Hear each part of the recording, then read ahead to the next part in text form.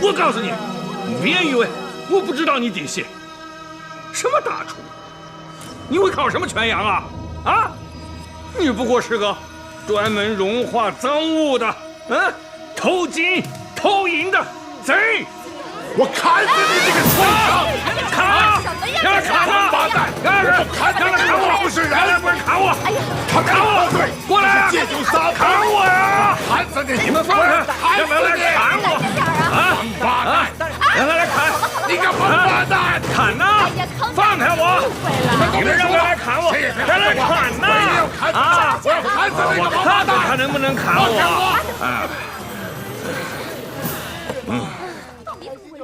别生气！哎呀，等让他砍！来砍！来，康大人，我敬您一杯。来，你少给我讲信息！我回国了，你不是正好可以再找几个可心的靠上照顾你的生意？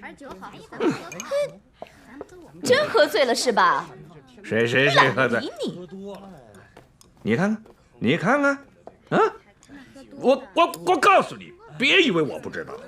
平日里嘴里亲哥哥的叫着，我在你那儿能不能排上17、8号都不一定。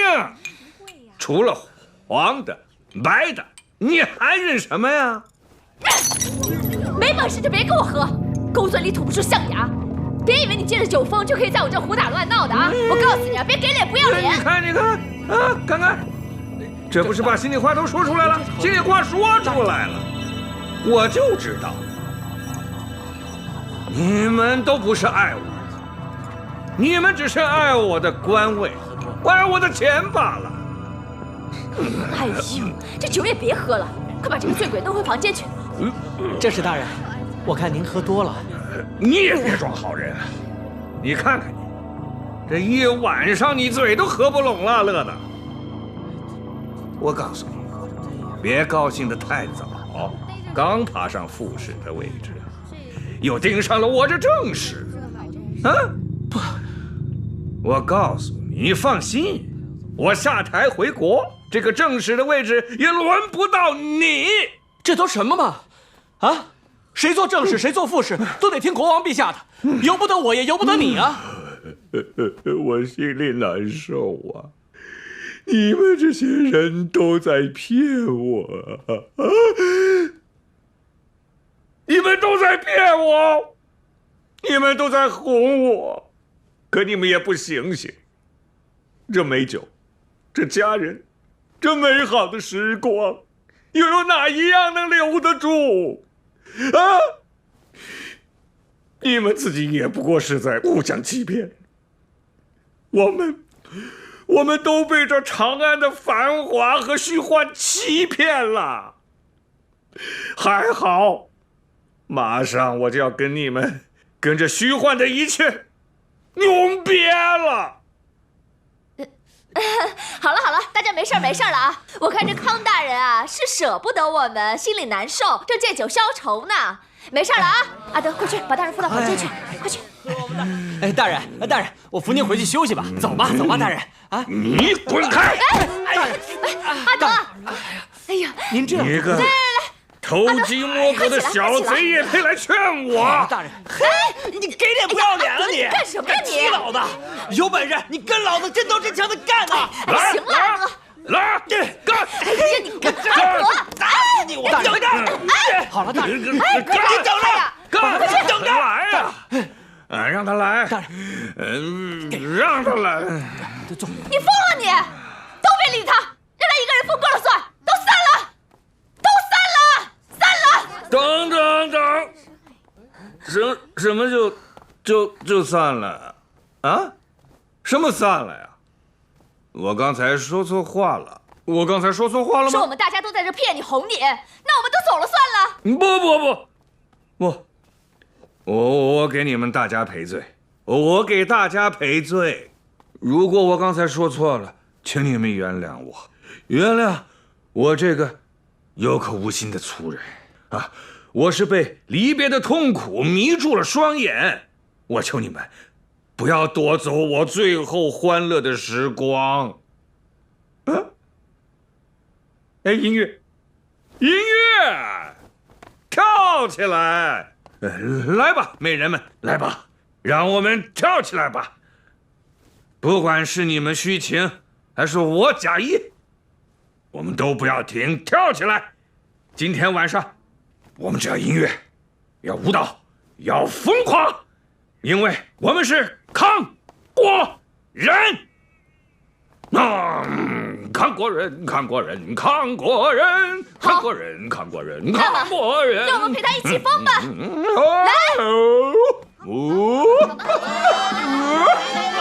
继续跳，跳吧！来，继续放，来，各位，来上，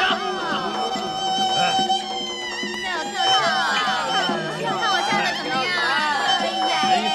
你也来呀，你也来！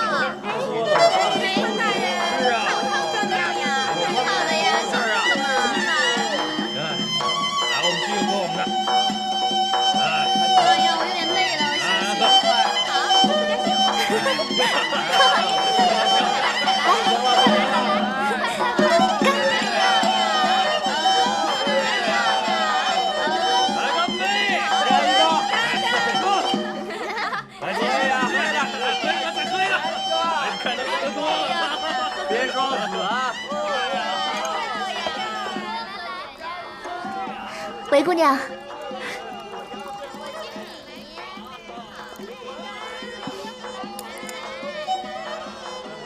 这群胡人真是不可理喻。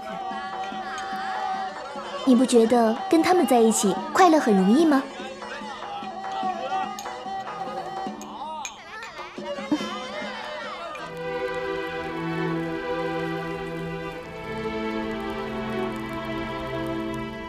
喜欢吗？收到的话，告诉我一声。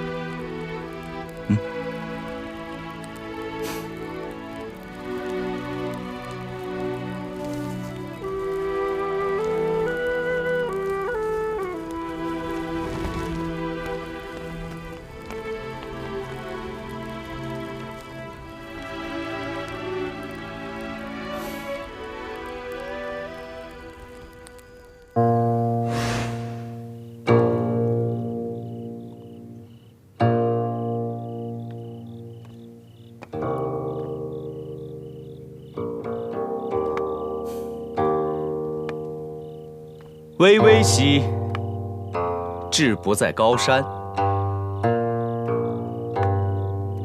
潺潺兮，志也不在流水。公子腿好些了吗？那你看呢？有姑娘的琴声每日愉悦耳目，想不好的快都难。不过你放心，我就是真瘸了，我也是世上跑得最快的瘸子。公子快莫说笑了，这事儿真是毁死我了。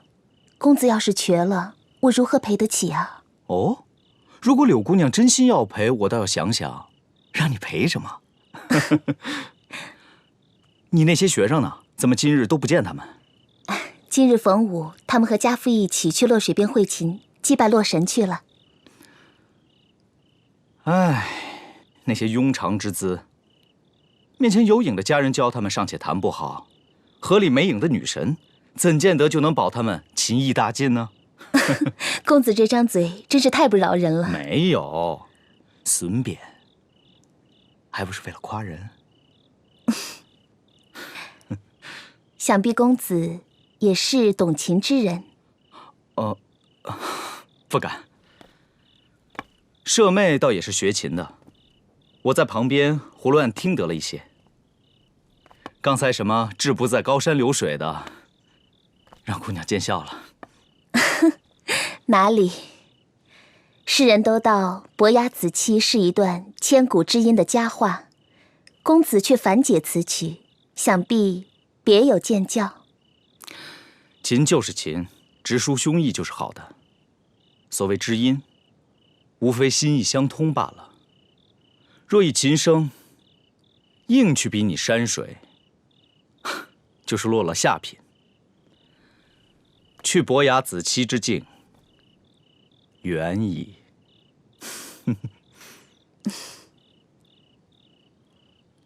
公子且听此曲。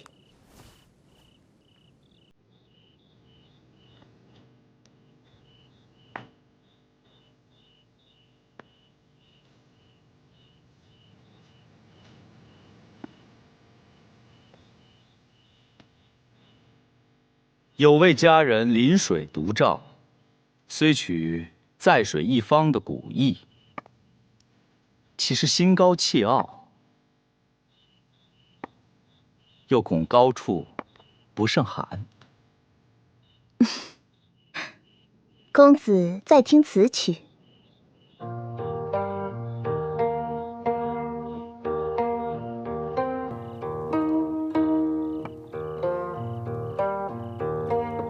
都说凤求凰，其实是凰恋凤，比翼双飞。恭喜柳姑娘，好姻缘已经临门了吗？公子听错了，公子胡言乱语，不理你了。哎，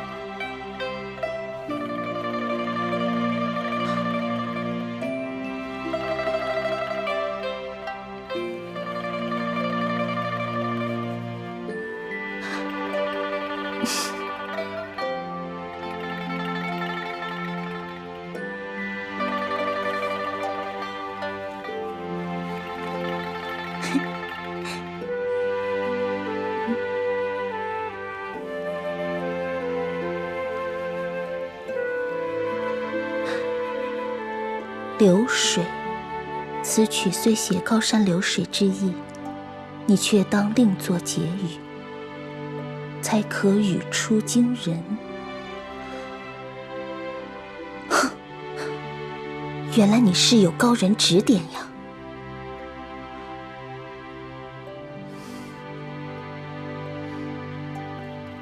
你家小姐有没有说请我过来何事啊？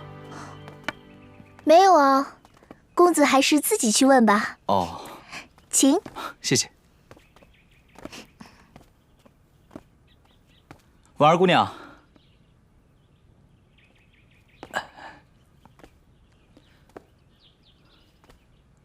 啊，你找我有事啊？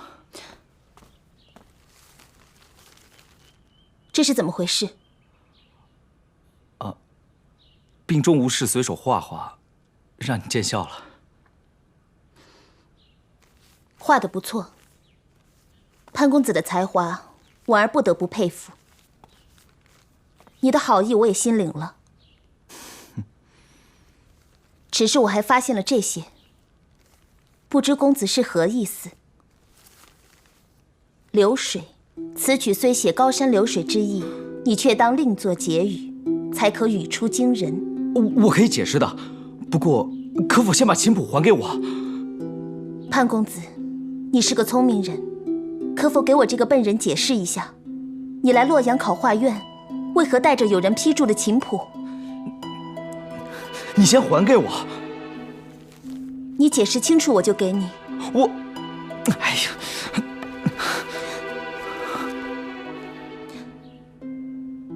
你的腿。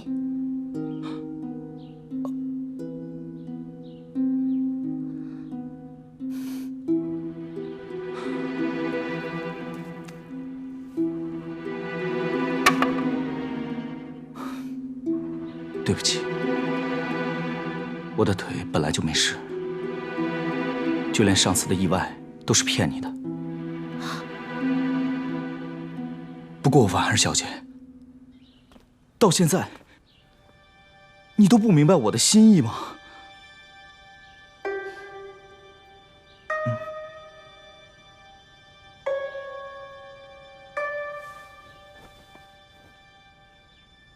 我有一个妹妹，她自小爱琴，怎奈得了一场重病之后，她就瘫了。自此以后，只得每日坐在家中，除了弹琴，再无其他欢乐。她一直想拥有一张好琴。得知姑娘家里有一名琴叫奔雷，就央求我。我本想出重金求姑娘割爱，可人家告诉我，琴人视琴如命，断不会相让。我没有办法，小妹实在是太过可怜了，所以才出此下策。本想借姑娘为我的腿心怀愧疚之际，张口相求。可是，原来是这样，那公子为何不早说？那时尚未见到姑娘的人，也未曾听过姑娘的琴。直到见了、听了，我才发现姑娘的人和琴都是并世无双的。所以割爱的话，就再也不敢说出来了。本来我想就此告辞而去，可我心里又舍不得，所以我假装腿伤未愈，就算多逗留一刻，再多看你一眼，我心里也是快乐的。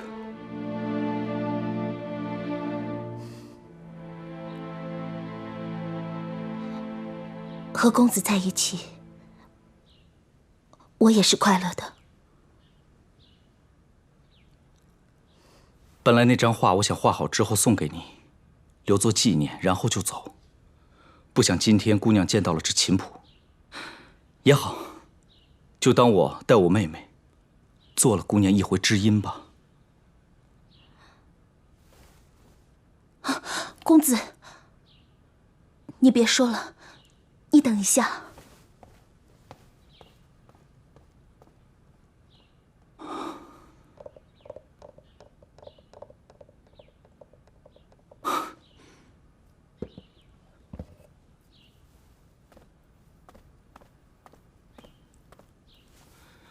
你这是？与令妹虽未曾谋面，见了公子的人，也可想见，定非凡俗之辈。把奔雷琴托付给他，也不算是明珠暗投。这怎么使得？不过，我有个条件。刚才公子说，在此多留一刻也是快乐的，此话当真？千真万确，此话天地可见。那公子留下来和我学琴吧。啊？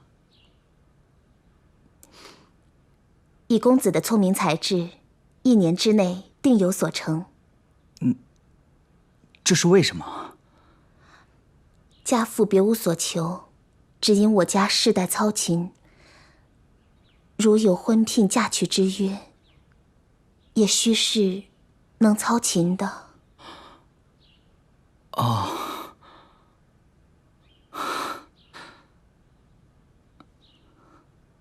公子，在下当然求之不得。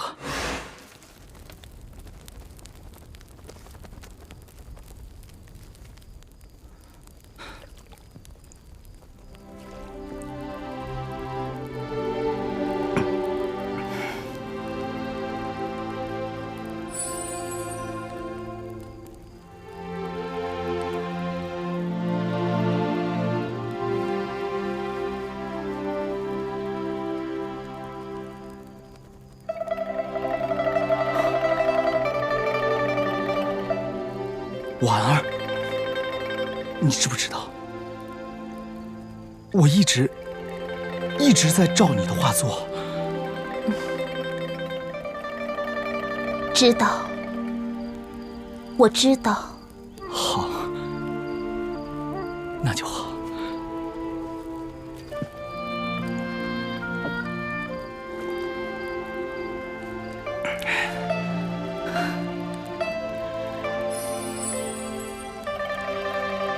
哎，你别走啊！我有好多话要跟你说呢。婉儿，婉儿！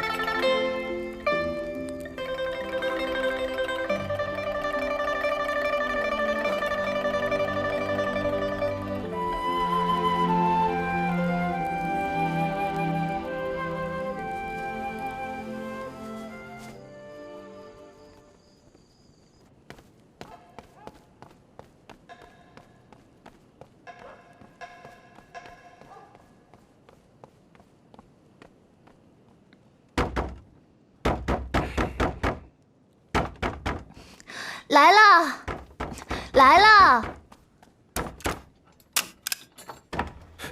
哎呀，怎么这么久啊？大家都睡了。哇，这些胡人真拿自己不当外人啊！今儿又是哪儿弄了这些葡萄酒来，在此混闹啊？不是了，是康连城大人过生日，连带饯行。过几日他就要回国了。哦，康国来的那个正使啊？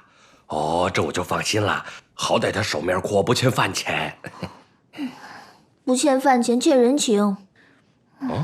今晚他喝多了胡闹，得罪了不少人呢。哦，你去吧，我上楼一趟。好吧。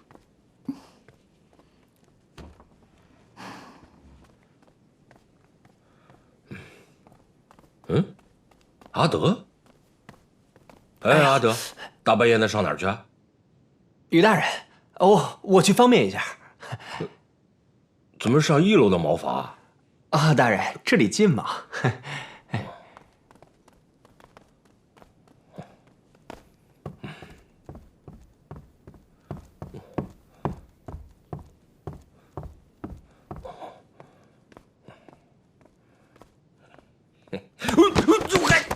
哎呦，什么东西搁在走廊中间，疼死我！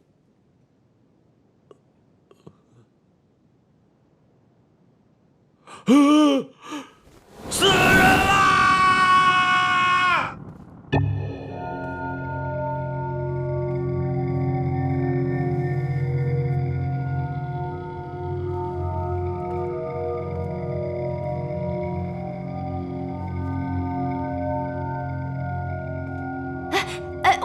我发誓啊，我真的什么都不知道。昨天晚上他还好好的，怎么也没想到居然会出这种事。他可不是一般人，他是康国驻大唐的正使，现在不明不白的死在你店里，你居然不知道怎么回事儿？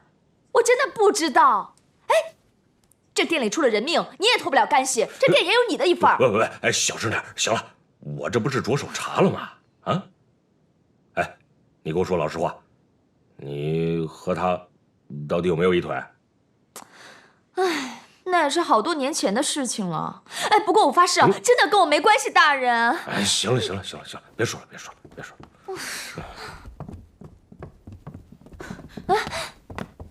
怎么回事？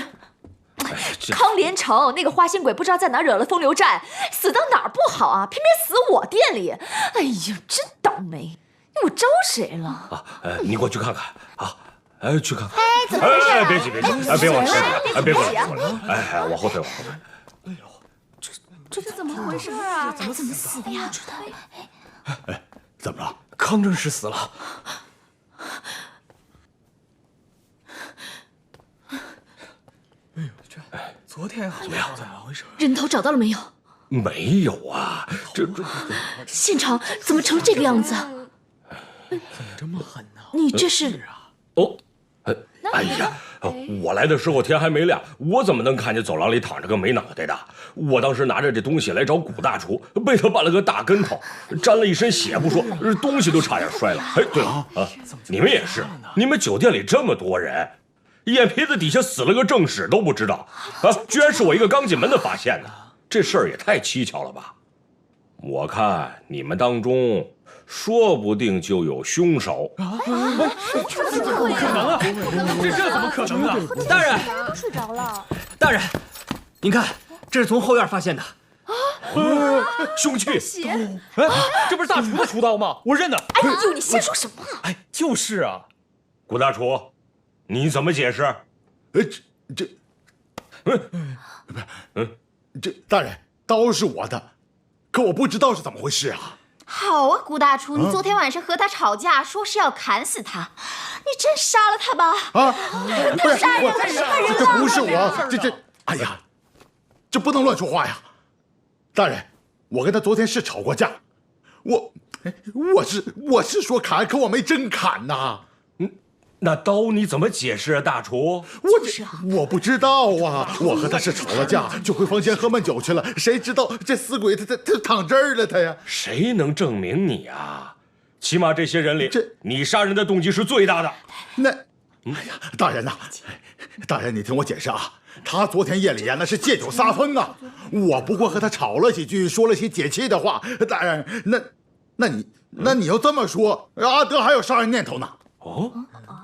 哎，大厨，你撇清自己，你攀上我干什么呀？哎，你敢说昨天他没踢你一脚？你当着众人的面说要去抄家伙，让他等着。哎，有没有此事？对呀，这些你都看见了。昨天晚上不是你到我房间气呼呼告诉我的吗？好你个谷大厨啊，你卖我呀！那又怎么样？那你就说我是凶手啊？好了，我没杀人。别打了。你们两个住手！你们都说说，有没有此事？有，确实有这事儿。哎不，你看看，不是，你们大家用脑子想想好吗？阿德他这么一个小个儿，康连成比他高那么多，这一小个能把康连成杀死吗？这不合理吗？是不是？哎，我替他证明，一定不是他。你替他证明，谁替你证明啊？哎，戴尔斯，你神气什么呀？怎么冲我来了？长史大人啊，于赞，这位是康国副使戴尔斯大人。副使大人，下官右接使于赞。如果我没记错的话，昨晚散席的时候是你亲手关的大门，而那时候正史大人正被人架上楼去，也就是说那个时候他的脑袋还在自己身上，所以这个酒店里所有人都有嫌疑，也包括你，老板娘。你在查明凶手之前，所有人谁都不得离开。哎，我为什么要杀他呀？我跟他无冤无仇的。碧莲姐，你和正史大人之间不能说只是同乡关系吧？是啊，那我就更没道理杀他了。有没有杀他的理由，要查过以后才知道。薛长史，我不得不告诉你，除了去金吾卫找你，我已经派人向你们的礼部递去呈文了。你们朝廷必须给我们一个合理的解释。副使大人，出了这种事，我们都很痛心。不过请相信，这绝不是我们大唐朝廷的本意啊！我们一定会全力缉凶，尽快给使团上下一个交代。于赞，在，这可是你的地盘啊！是，下官明白，从速破案，一定从速破案。于大人，你说的从速是多久？10天。本来7天之后，我将陪正史大人启程回国述职。如今我只能带回一具连头都没有的尸首，你让我跟国王陛下怎么说？7天呢？哼，反正7天之后，我要按计划上路，还要带上凶手的头。记住啊，真凶的头。下官明白。好，薛长史，我们走吧。副使大人，请。哎，等等。副使大人，你刚才好像说昨晚出现在这酒店里的人都有嫌疑，谁都不能走。当然。那么，你好像从这里放走了一个人。谁呀？谁呀？你自己啊！我们大家都看见了。什么？昨夜你可是和正史大人一块儿来的，一晚上你都在喝酒。如果我没记错，你就留宿在我隔壁的房间里，不是吗？对啊。对。哎，我证明，昨天晚上他也在场，而且他还睡在这儿，你也有嫌疑。没错。我有什么嫌疑？就是有。我是康国副使，难道我会杀正史吗？会不会要查过之后才知道？起码我们都听见了。康连成正使昨晚上说，有些人不要野心太大，刚刚升上了副使，又开始盯着别人正使的位子，就算有一天这位子空了出来，也轮不到你，有没有这话？大家听见了吗？听到了，听见了，就是这么说的。对，是有这话。我越看你越像杀人犯。够了，薛正使，我要抗议！这些都是正使大人的罪话，他们居心叵测啊，想污蔑我这个副使。哎，我们只说嫌疑，并没有说就一定是你副使大人干的。你着什么急呀？除非你并不是那么想抓住真凶，要么就是心里头有……我不跟你们废话了。薛长史，请和我一起去面见贵国礼部堂官，我跟他们说。既然大人这么说，就是执意要走了。你是外国使节，我们当然不能强留你，但大唐律上并没有说外国使节在大唐杀了人就可以免罪，哪怕他杀的是本国的长官。你血口喷人，你到底是谁？在下韦若昭，只是于大人手下小小的一个文书，不过说了些人之常情而已。副使大人，你真的要走吗？薛长史，你怎么说？你们是不是已经打定主意了，要扣留一个外国使节？就是很可疑。哎呀，真不能。副使大人，这哪能呢？您想走就走，我们照样查案子。不过我为您考虑，要是您留下来全程参与，我们找出来的凶手是不是真凶，您不也好有个鉴别吗？再说，万一哪个奸人想洗脱了自己误攀您，您要是在，不也好当场戳穿他吗？毕竟像韦姑娘说的，大唐律并不赦免犯杀人罪的外国人，哪怕他是外国使节，这点可不能让人利用了，是不是？是，没错。这好吧，我就留下来，好好看看你们如何查这个案子。贵国有句话，这就对，身正不怕影子斜，谁也别想把脏水泼在我身上，或者想什么找人顶罪的歪主意蒙混过关。如此最好。于大人，那就7天为限，我就这么上报了啊。明白。诸位，拜托了，拜托了啊！张使大人慢走。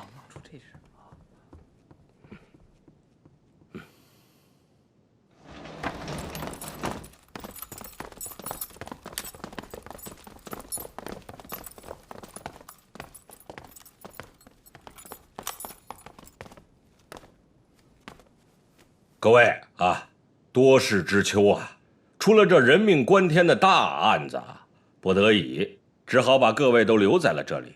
在排除各位的嫌疑之前，谁也不可以离开这荣枯酒店。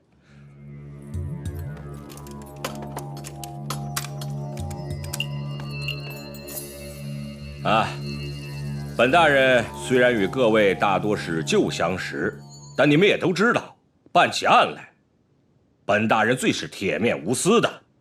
你们当中如果有人杀了这位康连成康正使，最好还是赶快自首。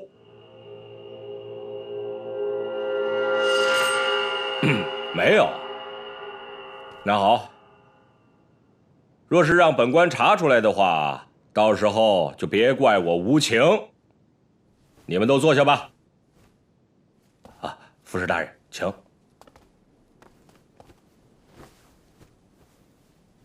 老许，那你先说说，在尸体上你发现了什么？哎呀，你们都认识这个康连成吧？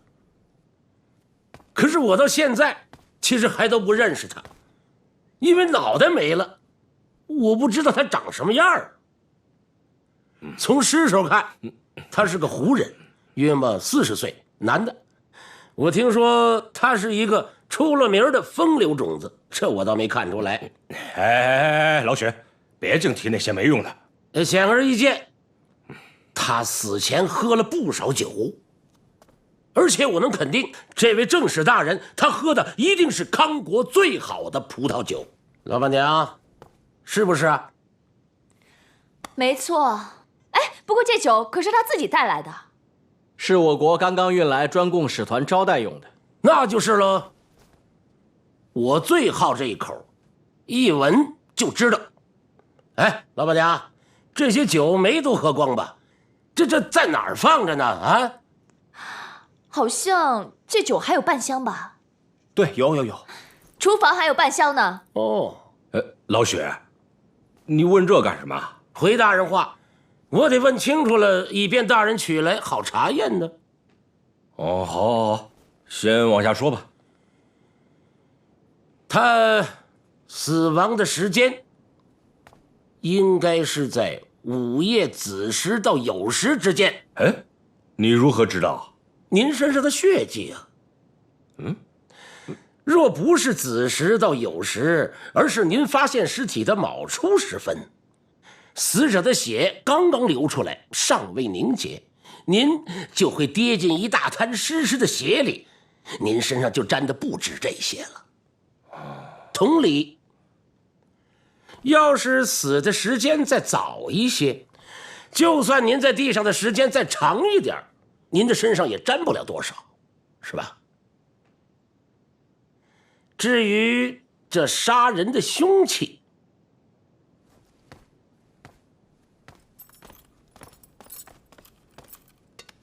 我可以确定，就是这把厨刀。我已经查过，这刀头并不甚宽，用来切人的脖子得反反复复割上好几刀。我比对过尸体上的刀痕，与这刀头是完全合得上的。大人，您要不过去看看？不必了，不必了。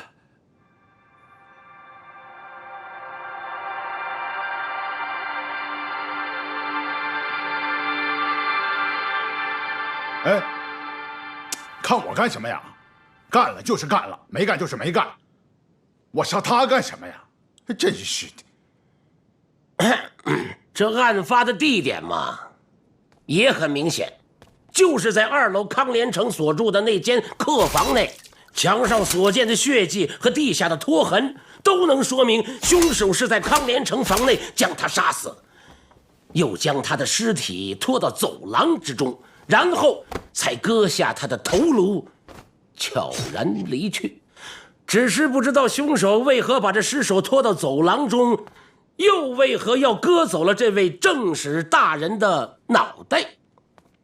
也许凶手本想把整个尸体都拖走，后来发现太重，声音也太大了，于是就决定割掉他的脑袋。有道理。哎，还有什么发现？要说起来，我这仵作的活儿，有一大半是围着这项上的7斤半做文章的。现在这文章没得做了，我还能有什么发现呢？啊？哎呦！哎，肃静肃静！这里现在是公堂，一切得照公堂上的规矩。来呀，把这尸体先送回衙门去。什么？本大人现在就要审案了。等等，于大人，这正史大人的尸首是否算验过了？哦，算是初验过了。以后案情查到哪里，如有需要还可再验。既然有可能再验，怎么能够送去衙门呢？毕竟现在我们都在这里。要是我们又发现了什么疑点，应该随时可以将尸体取出，进行再次检验。况且，尸首如果在运输途中被人做了手脚，影响了查案，那这算是大人您的无意之失呢，还是？现在虽说已是秋天，毕竟还不够凉。这案子要查上几日，尸体总放在这儿，岂不要发臭啊？大人思虑的是。不过据我所知，碧莲这里正好有一处地下冰窖，里面都是去年打下的大块冰砖。如果将尸体放在里面，既不会发臭，而且取出来再验，岂不是也很方便？戴尔斯，你太过分了你！我是得罪你了是吧？啊，你这么回我？我告诉你啊，这个冰窖是存冻肉的，可不是放死尸的。在荣枯酒店闹出这么大的命案啊，我生意被损失了多少啊？你们是存心要砸了我的买卖是怎么着啊？于大人，你可是……碧莲，好了，这案子没结之前呢，就别做什么生意了。我看还是先顾眼前吧。这尸体就先放在冰窖里吧。大人，我说老板娘，这人肉也是肉，把它放进去不就成了冻肉了吗？啊，抬走！快抬下去！你们都笑什么笑？哎呀，你们别把我的冰窖给搞乱了！好了，别笑了。本大人现在在审案呢。谷大厨，昨天大家都听见你要杀了康连成康正史，然后在后园中找到了你那把锄刀，老许已经查明，这就是杀人的凶器。你还有什么可说的？赶快从实招来，康连成是不是你杀的？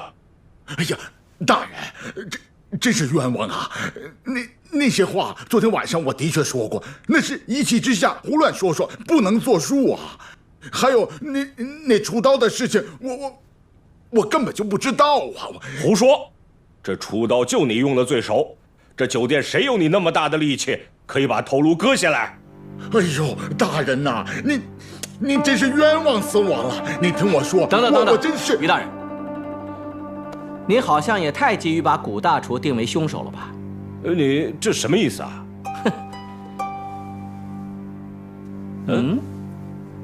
这。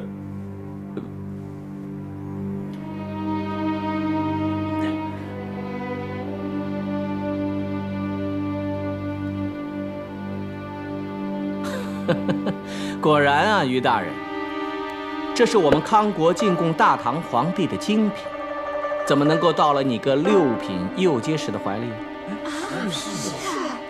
各位，据我所知，这些贡品都是由正史大人一人经手。于大人，您要不是出入皇宫无阻无碍的飞天大道的话，那恐怕你这件东西只能是从正史大人那里得来的，对吧？哎，这东西是我昨天从一家黑店里面抄来的。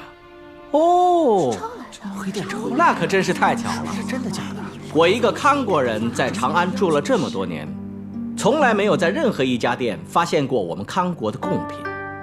看来于大人碰巧一抄，就抄了这么一件精美的东西，又碰巧了，揣着它来到了荣枯酒店，又碰巧了，被更有可能持有这件东西的正史大人绊了个跟头，又碰巧正史大人的脑袋还掉了，又碰巧被你发现。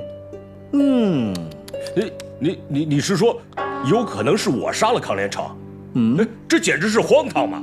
我是右阶使，是专门查案的。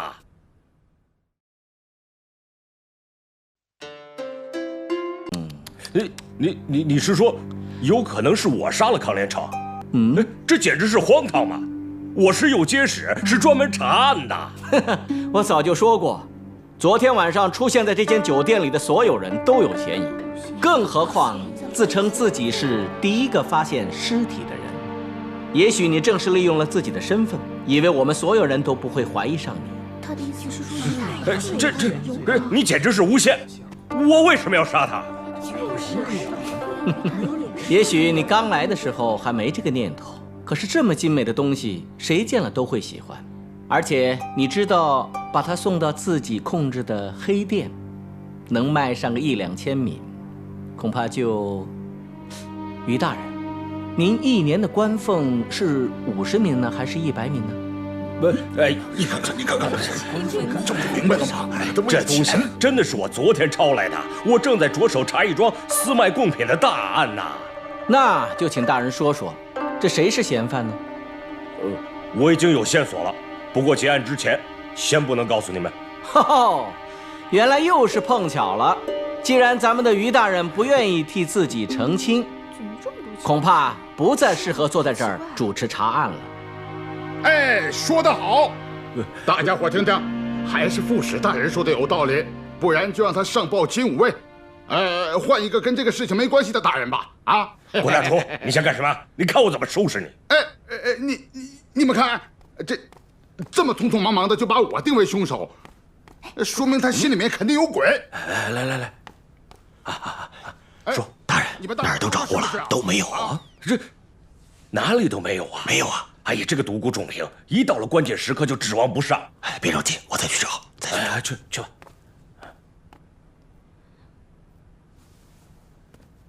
于大人，我家啊，这样，好，安静，啊，这个人呢，当然不是本大人所杀的了。不过既然副使大人提了出来，本大人理应避嫌，毕竟事关两国邦交的问题。啊，但这个凶案又发生在右近乌卫管界上，再往上推也是不妥。如果独孤先生在的话，那就好办了。不过他既然不在的话，正好有韦姑娘在，她是我们右近乌卫的干员，也是独孤先生的高足。最重要的是，她也住在这荣枯酒店里面，对每个人都很熟悉。我看，就由她来主持查案吧。哎，我看行。就于大人这人啊，你们也知道。是呀，他跟独孤先生有段时间了，也学了点本事，就让他来查吧。哎，等等，于大人，这怎么回事？怎么换这个女的？哎，副使大人，我已依照你的意思避嫌让位了。至于我们右近乌卫派谁来主持查案，我看你就不必操心了吧。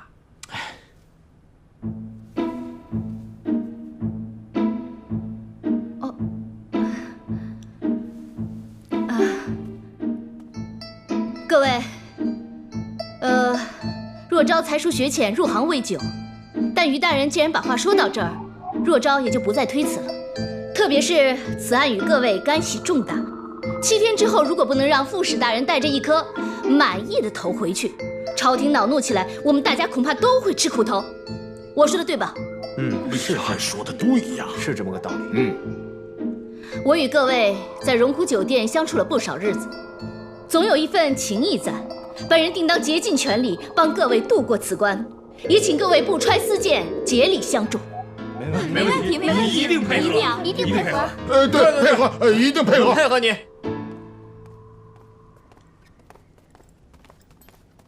哎，若昭妹妹，他们换你来查这个案子了？哎，那我可放心了，总算有个脑子清楚的人来了。大人英明。去。那好，现在我就开始了。既然没人自首，那我想，也许凶手真的不在我们这些人中间。哎，副使大人，别着急，我还没说完呢。大家仔细的想一想，康连成这个人高大强壮，正当盛年，就算他喝醉了，要想杀死他，没有2个人，其中至少有1个是强壮的男子，是很难办到的。更何况，整个过程基本上没有声音。大家昨晚有没有听见很奇怪的声音呢？这个没有吧？就是说，杀人过程几乎没有声音，所以我们才没有及时发现。可见凶手下手既快又狠。我的意思是，也许主凶是个外人。昨天宴席结束，谁也没有离开过酒店，而且是老板娘亲手将大门落的锁。但这并不意味着外人不能潜入酒店杀人。院墙虽高，也不是不可翻越。酒宴过程中，大门落锁前，都可能有人偷偷的潜进来埋伏。对，说的在理。关键在于康正使是临时决定留宿的。以前他在荣枯闹得再晚，好像也不会留宿，因为他是外国使节，过房门无碍。而且当晚他到底住哪间房，也是碧莲姐酒宴后临时决定的。碧莲姐，我说的对不对？在你楼上有一间房间空着，比较大，所以我就给他开了。你看，外人是不可能提前知道这些的。这就是说，就算案子是外人做的，我们当中也一定有一个人是内应，起码知情。所以破案的线索还是要从我们在座的这些人中间查找。只要是我们找到了这个内应，那么真正的凶手也就跑不了了。现在我要你们每一个人当众讲述一遍，昨天晚上从酒宴开始到于大人发现尸体之间的所作所为，有旁证的要尽量提及。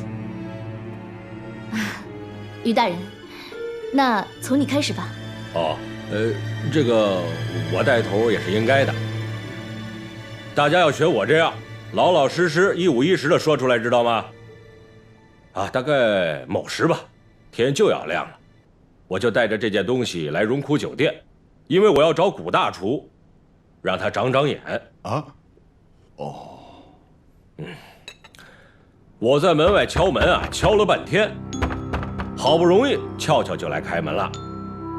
进来一看，看到大厅里乱七八糟的，哎，他们几个东倒西歪的睡在这里，看那酒杯里面还残余一些酒，我就知道你们昨天晚上肯定在这儿大闹了一场。我就往东边的楼梯去，准备上2楼古大厨的房间。哎，在楼梯口就碰上了去茅厕的阿德。于大人啊，哦，我去方便一下。怎么上1楼的茅房？哦，这儿近吗？不是。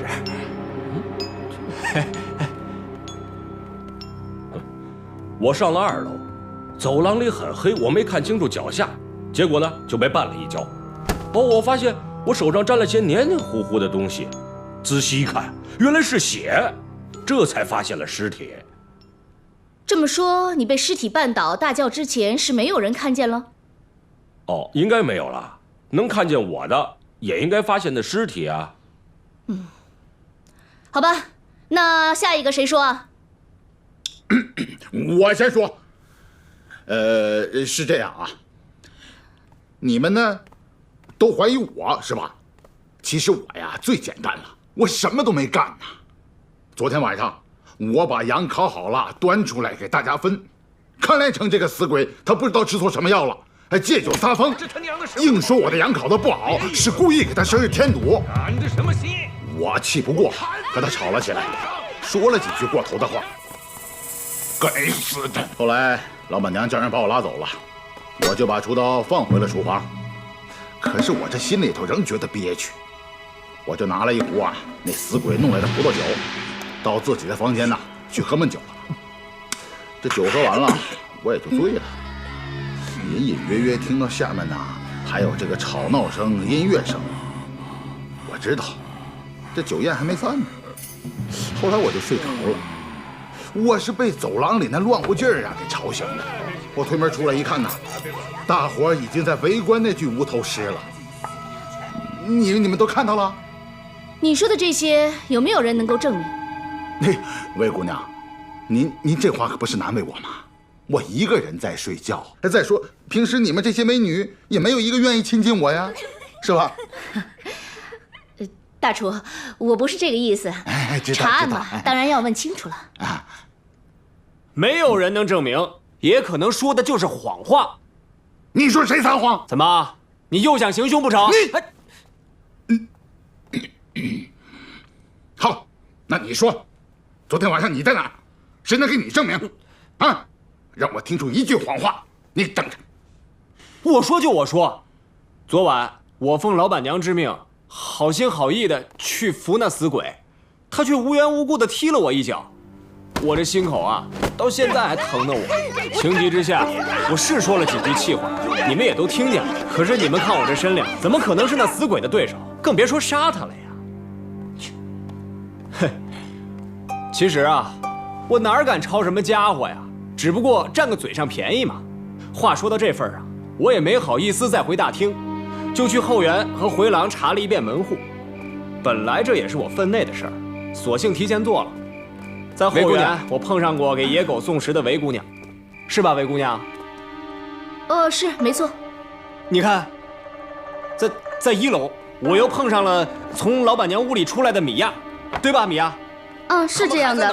老板娘让我去房间拿蜡烛，真烦人。那也没办法呀。干完了那些活啊，我听到酒宴还没散呢，就又上了2楼。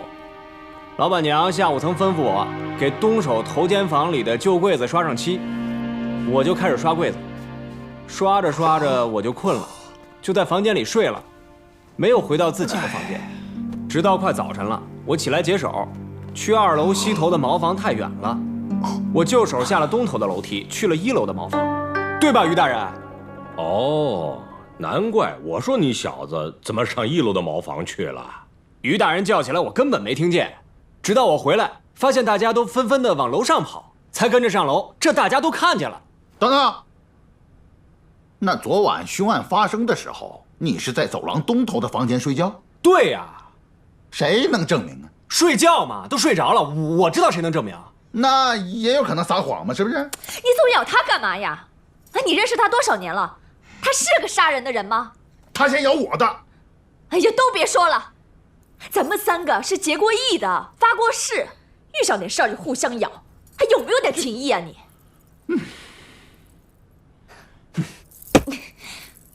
我给阿德证明，昨天下午是我让他刷柜子的。你们现在可以去看看，那柜子是不是上了新漆？除了他，谁还能干这活啊？啊，韩捕头，去看看。好嘞，跟我来。好吧，我也说说我吧。昨天晚上我在这招呼大家喝酒，一直忙到酒宴散了，大家可都看见了。我把客人送到门口，和往常一样，亲手把大门给上了锁。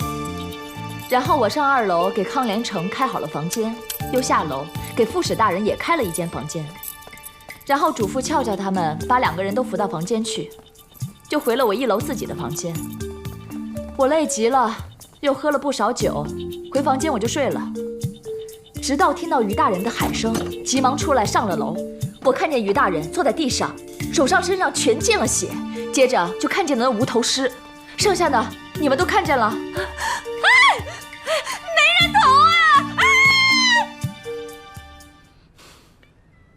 哼，看来又是一个睡着了什么都没听见的。快！你们看，这就是我刷的柜子。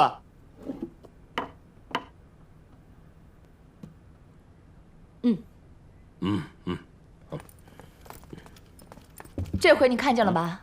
啊，是。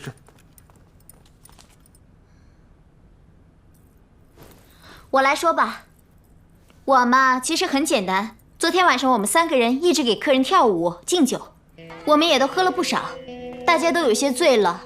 酒宴散了之后，我先是按碧莲姐说的扶副使大人去了他的房间，可是碧莲姐没告诉我具体是哪间房，或者是我也有些醉没听清楚。总之，我把副使大人扶到楼上去了。后来是碰到了俏俏，俏俏告诉我副使大人的房间在楼下，我又把他扶了下去，是吧，副使大人？是这样。来，进来。然后我就回到了大厅，想收拾那些杯盘，可是大家都劝我明天再说，我们就一起玩了一会儿算筹，又喝了不少，结果我们就在大厅里睡着了。有人在楼上喊呢，走去看看怎么回事。没错，就是这样，我们可以互相证明。没错，我们也可以互相证明啊。是啊。我们也可以作证的。对啊，我们也可以互相证明。我们昨天在酒宴上一直在招呼客人，给大家添酒。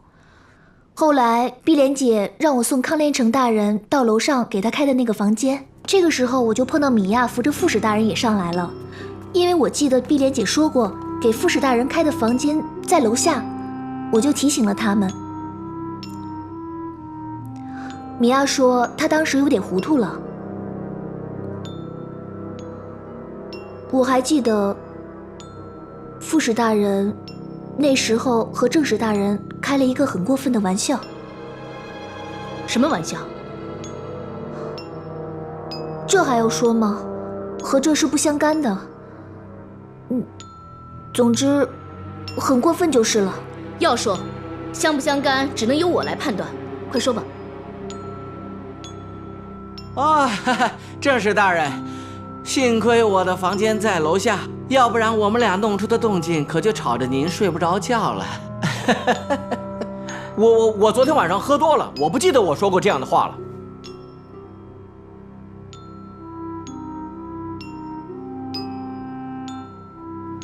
后来我就回到楼下自己的房间，因为那天实在是太累了，所以我睡得也特别沉。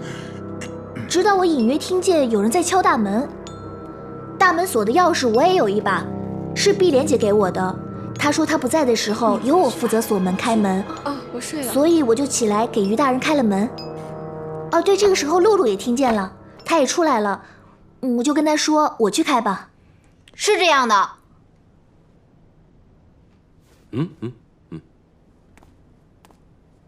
副使大人，大家都说过了，是不是该您？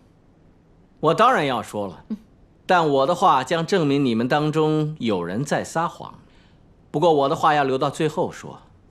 哎，大家都说完了。那你呢，韦姑娘，韦捕头，你昨天晚上不也一直在酒店里吗？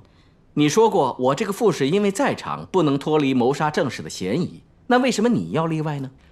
就因为你主动跳出来要求主持查案吗？哎，喂，你这是什么意思啊？韦姑娘是有惊无畏的人，我的手下。如果不是你让我避嫌的话，怎么会让她查这个案子呢？她一个年轻姑娘，她又不认识康连成，她杀她干什么呀？于大人，我只是想忠于我的职责，只想弄清正史大人是谁杀的，我没有想为难任何一个人的意思。而且呢，这正史大人喜欢和年轻姑娘瓜葛，这是大家都知道的。所以呢，越是年轻姑娘，越得说清楚。好吧，副使大人，只要我说了，你就能说出很有用的线索。当然了。我昨晚的活动很简单，这种寿诞宴席可能对在座的各位来说已经参加过很多次，而我却是头一遭，所以不太习惯。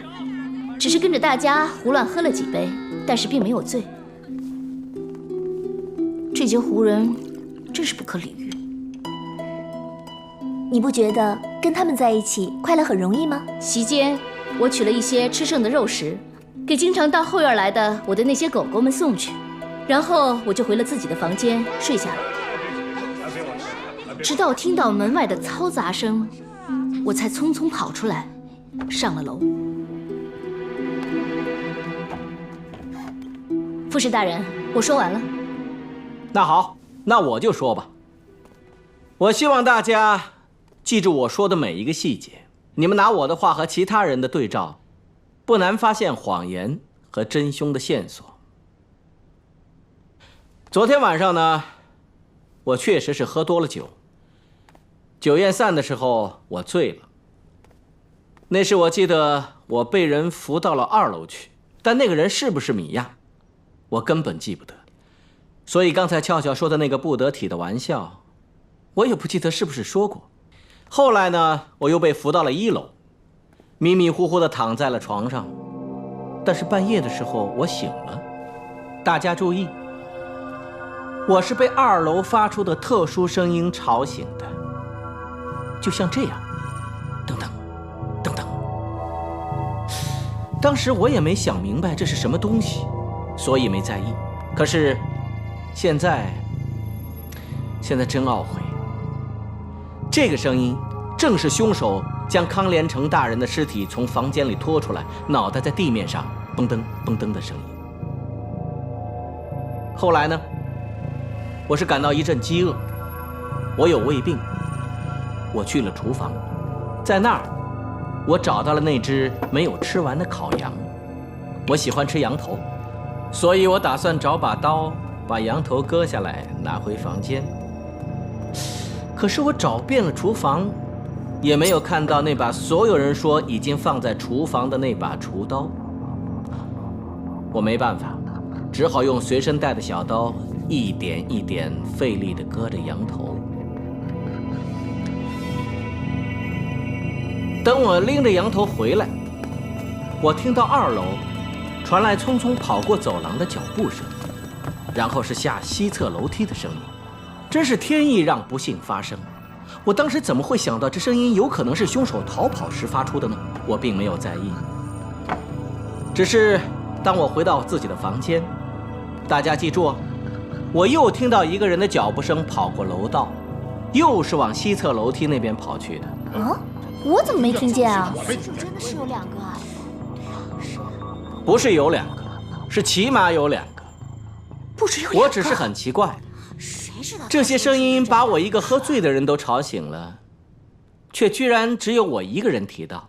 你们可得好好查一查。啊，副使大人，你说的这些谁可以证明啊？这位捕头，你去我的房间找找，如果在里面能发现一个吃得干干净净的羊头骨，那就是我的证明。这能说明什么呀？不知道他什么意思。羊头骨哪里都有，不怎么得证明啊？副使大人，碧莲姐啊，你跟他们说说，按我们康国的方式，将一只羊头里里外外吃得干干净净，需要花多长时间？这个大概1个时辰吧。这就是了。如果你们不相信一个人在杀人之前或杀人之后有心情花上1个时辰吃一只羊头，那个羊头就是我清白的证明。韩捕头，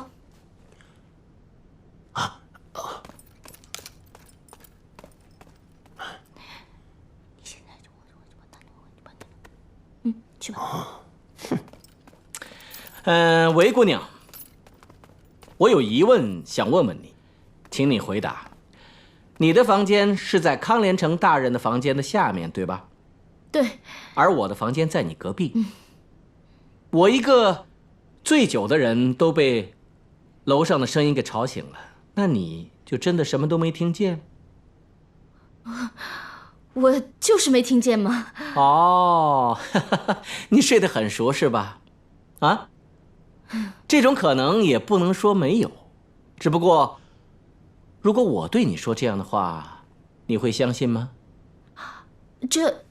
于大人，你们警务卫如何查案子，我管不了。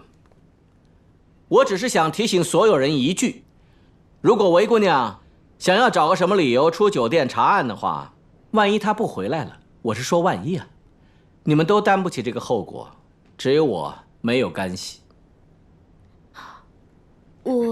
哎，韦姑娘，要不你就表个态，事情不查清楚，绝不离开这个酒店。这样呢，我们大家也好安心呢，对吧？哎呀，什么话呀！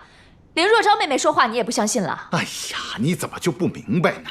这事怨我吗？啊，就因为我那把破刀，这全都冲我来。万一真凶要是从咱们酒店逃跑了，这还不头一个把我抓起来顶罪呀？哎呀，行了，你坐下吧，坐下。哎，好了，要不就别吵，别吵，别吵。好了，既然这样，我可以向大家保证。可如果查案子需要出酒店，那怎么办？我能怎么办？他这个又不相信，那个又怀疑，那我还能怎么办呢？你说？好吧。于大人，你可不够朋友啊！怎么把我给忘了？这人是谁？你怎么进来的？我是谁？等我查清了这个案子，你就知道我是谁了。至于我怎么进来的嘛，凶手怎么进来的，我就怎么进来的。他很厉害的，什么守卫啊、围墙啊，都拦不住他。而他呢，也是帮我的右警务卫办差事的。哎，修一老弟，不是我忘了你，只是这案子来得太突然，所以我呢，我明白，于大人，因为你是第一个发现尸首的，所以你有嫌疑，不方便查这个案子，也不能离开酒店，是吧？你这些都知道了？还是这些人啊，太不了解你了。像你这样一个精明的官场小爬虫，怎么会为一个值钱的香炉把正史给杀了？你看看，就算这个东西值个1两千冕，甚至是5000、1万冕，那跟于大人每年的各种进项相比，那就是9牛1毛啊！于大人怕老夫不好意思替自己辩解，我就替他说了。你一定是早就来了。哟，还是韦姑娘了解我，或者说，你早知道今天我一定会来找你。什么意思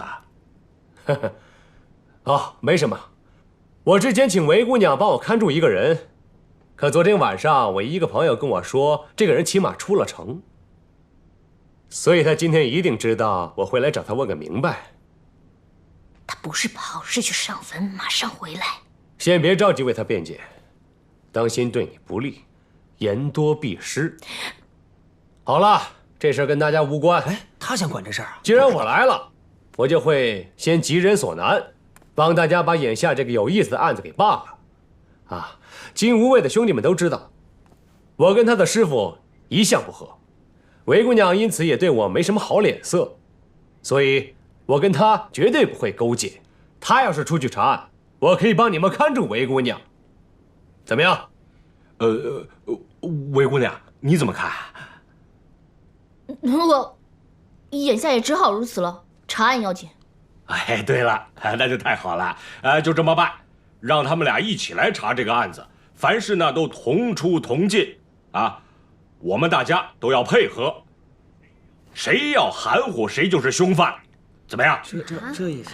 最好你要使出你全部的手段，你只有7天，而且第1天马上就要过完了。天黑了好啊，天黑了正好可以把这里恢复到昨天的原貌。他说的老板娘，我不管。老板娘，不是我干的，把灯都点上吧。昨天不也是这样吗？啊？可惜昨天在为这个人庆生，今天就要查他脑袋为什么没了。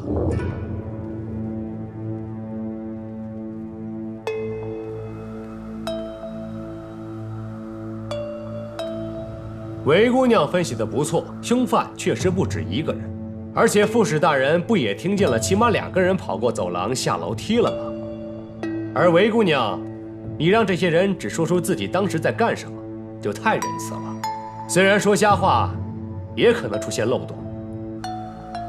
我不光听他们说，我还在找线索。那你找到了吗？还需要再等一会儿，我相信会有的。那好。既然你没找到线索，不如先用我的方法试一试。咱们一起来玩个小游戏，我相信很快就会让这个凶手露出破绽。怎么玩？我先按照我的方法，假设在座的每一位都有可能参与杀害康连成的过程。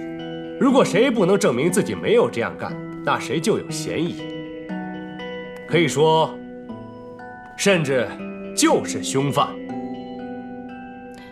当然了，谁要是不玩这个游戏，那嫌疑就会更大。没有人应声，那就代表大家都默许了，是吧？那好，游戏开始。我刚才说过了，于大人他已经被我排除在外。哦，修一老弟果然好眼力啊！多谢于大人夸奖。郭大厨，大家一开始都怀疑你，你也确实无法证明，在康连成被杀的时候，你一个人在房间睡觉。啊，还有，副使大人他也曾经说过，当他去厨房取那个羊头的时候，已经发现那把厨刀不见了。那我们暂且相信副使大人说的是真的。那么现在最有可能把那把厨刀拿走的人，就是古大厨了。哎，先别着急为自己辩解，一会儿你有机会。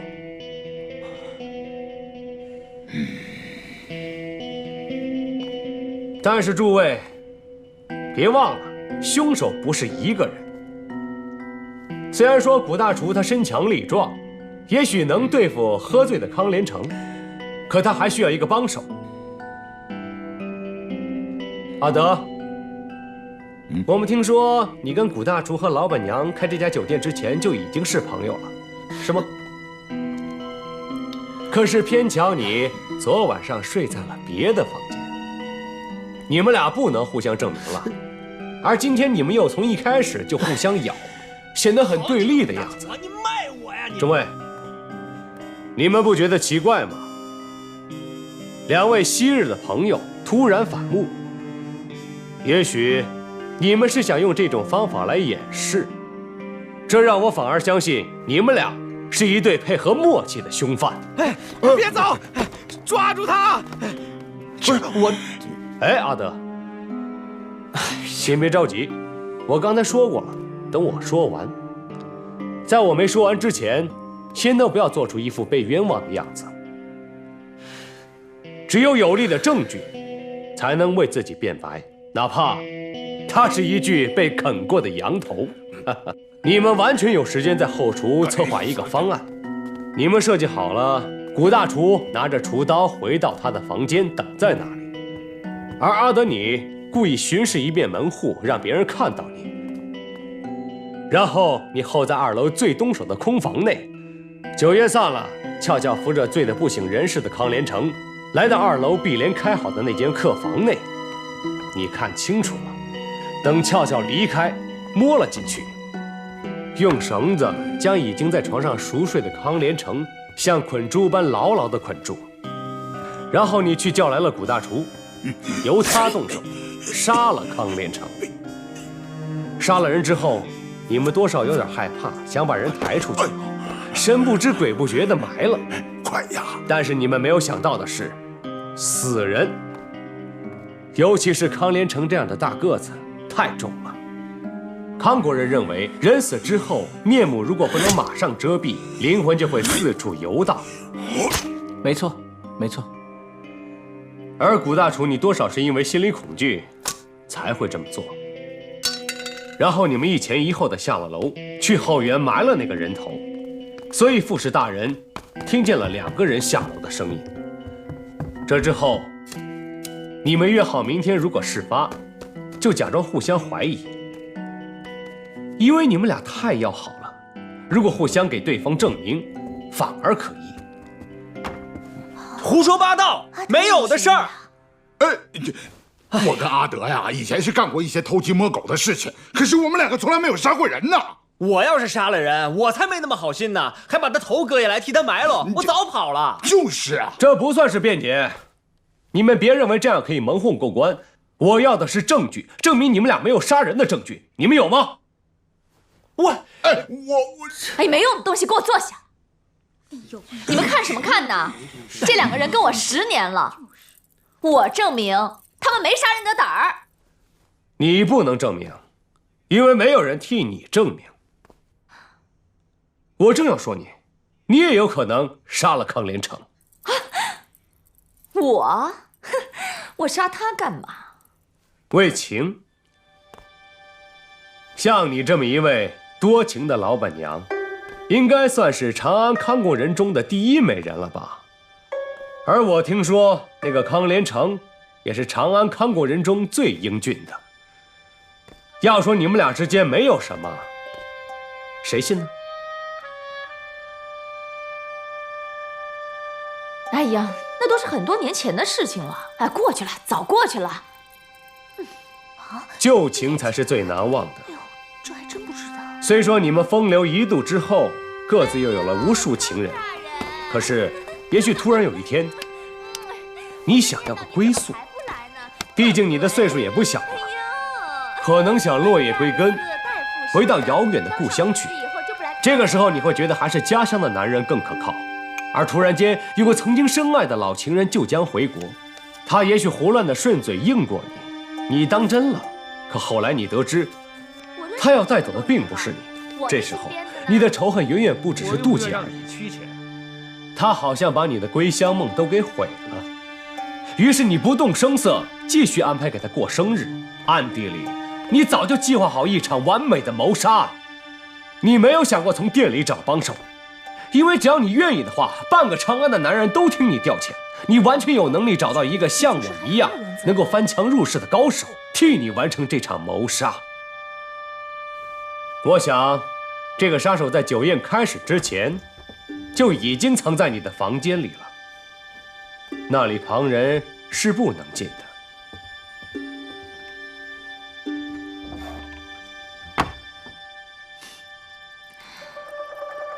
米呀，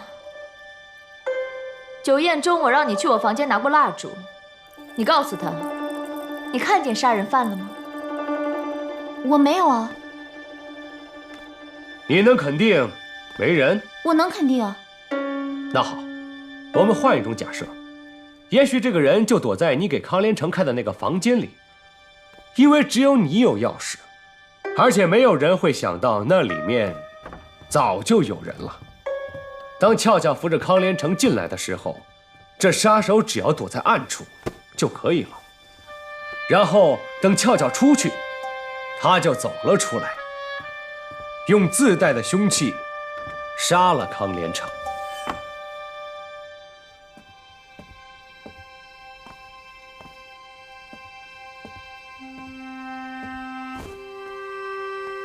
这时候，你从厨房拿了古大厨的厨刀，来到了2楼。为了掩饰杀人的重罪，你昧着良心栽赃自己多年的好兄弟。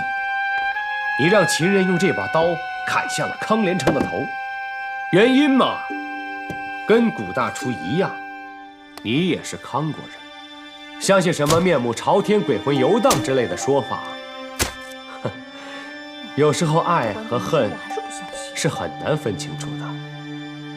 一个死了的康连成再也不能背叛你了，而你完全占有了他。准确的说，是拥有了康连成的爱。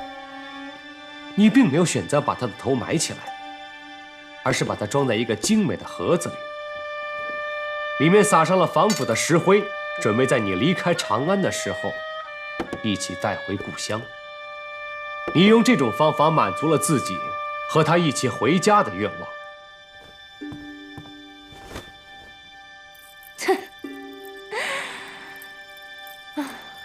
故事编得太好了，可我想不明白，我留那颗人头干嘛呀？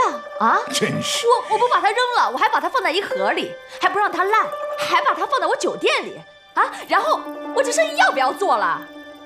这不算是辩解。老板娘杀没杀人我不知道，但是她绝对不会栽赃我的，我心里很清楚。说得好。那好，就算他没有故意栽赃你，而是他请来的杀手觉得自己带的凶器不合手，割不下人头，所以才到厨房取了你的厨刀。老许，杀手有没有可能先用另一把刀割断了康连成的气管，再用这把刀切下了他的脑袋？当然可能有，那头都没了，我怎么搞得清楚啊？好，你不了解碧莲姐，她不会为了情去杀康连成的。哦，为什么？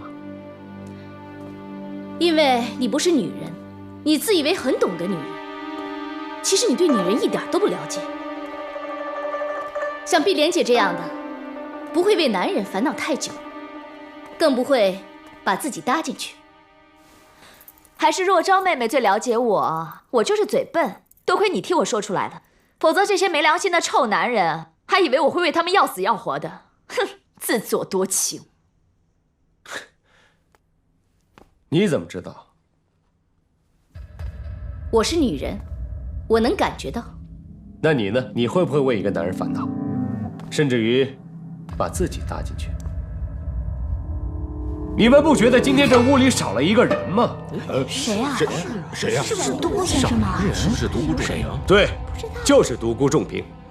我一直以为是韦姑娘情迷心窍，眼看她做的另一桩案子要败露了，就帮助她逃走了。现在看来这事更复杂。为什么韦姑娘一上来就提出说凶犯很可能是内外勾结？因为她和她的师傅就是这么做的。没有人会怀疑一个不在场的人。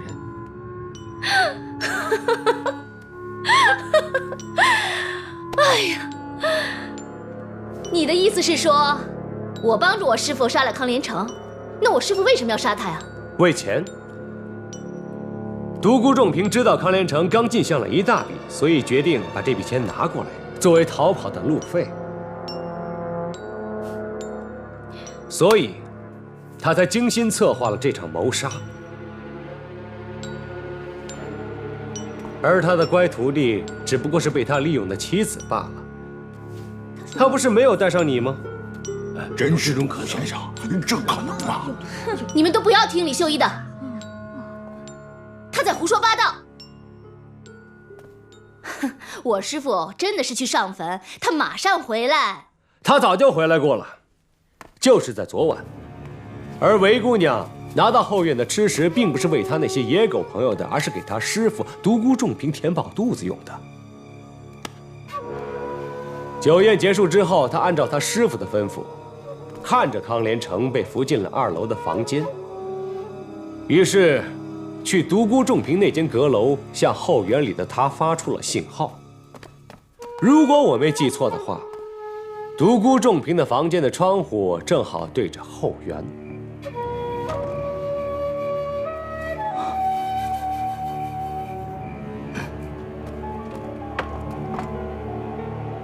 这一对师徒悄悄地摸进了康连成的房间。独孤仲平却对韦姑娘说：“去厨房取了古大厨的厨刀来行凶，是一个栽赃的好办法。”于是天真的韦姑娘就去了。而这个时候，独孤仲平从康连成身上摸出了所有的钱，塞进了自己怀里。这是他白天和康连成下棋的时候就看好了的，他并没有打算跟任何人分享，包括为了他什么都愿意做的乖徒弟。